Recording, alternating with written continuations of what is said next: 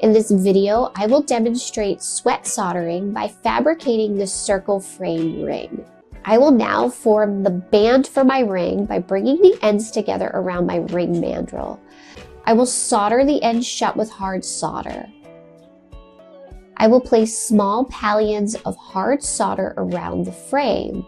I will then position the frame to the circle by centering it solder side down onto the circle. It is now time to sweat solder the circle to the band.